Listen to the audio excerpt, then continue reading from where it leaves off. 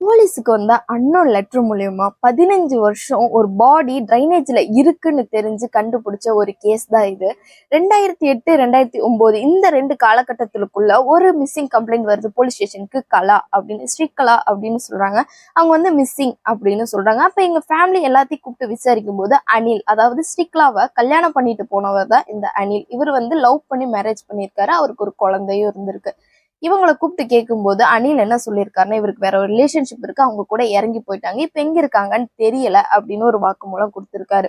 Almost 15 years கழிஞ்சு போலீஸ்க்கு வந்து ஒரு அன்னோன் லெட்டர் வருது. வித்தவுட் அட்ரஸ்ல வந்துட்டு போலீஸ் ஸ்டேஷனுக்கு ஒரு லெட்டர் வருது. என்னன்னா, ஸ்ரீகலா வந்து எங்கேயும் ஓடியெல்லாம் போல, இவளை கொன்னு அனிலோட வீட்டு ட்ரைனேஜ்ல தான் இருக்காங்க, அதுக்குள்ள சொல்யூஷன் எல்லாம் ஊத்தி இருக்காங்க, நீங்க கண்டுபிடிக்கணும் அப்படின்னு சொல்றாங்க. சோ இந்த போலீஸ் இதை சீரியஸா எடுத்துக்கிறாங்க. கேஸ் விசாரிக்கும் போது உண்மை அந்த ட்ரைனேஜ்குள்ள பாடி கிடைச்சதான்னு கேட்டா, முடி கிளிப்பு அது இதுன்னு எல்லாம் கிடைச்சதே தவிர்த்து, ஆனா பாடி கிடைக்கல. கேட்டா அதுல ஒரு கெமிக்கல் ஊத்தி இருக்காங்க, அதனால பாடி எல்லாமே இதா இருக்கும், டீப் கம்போஸ் ஆயிருக்கும்னு சொல்றாங்க. ஆல்மோஸ்ட் ஏன்னா 15 வருஷம் ஆயிருக்கு, அதனால எப்படின்னு தெரியல. அனில் வந்து அதுக்கப்புறம் ஒரு மேரேஜ் பண்ணி சவுத் ஆப்பிரிக்கா போயிட்டாரு. பட் இந்த கேஸ் இப்போ வரைக்கும் மிஸ்ட்ரியாவே இருக்கு. அந்த பொண்ணு உயிரோடு இருக்கா இல்லையா, அந்த பாடி ட்ரைனேஜ்ல தான் இருந்துதா, இன்னும் அந்த கேஸை பத்தி எந்த டீடைல்ஸ் வரல. இந்த கேஸை பத்தி நீங்க என்ன நினைக்கிறீங்கன்னு மறக்காம கமெண்ட்ல சொல்லுங்க. அண்ட் மறக்காம ஃபாலோ பண்ணிக்கோங்க.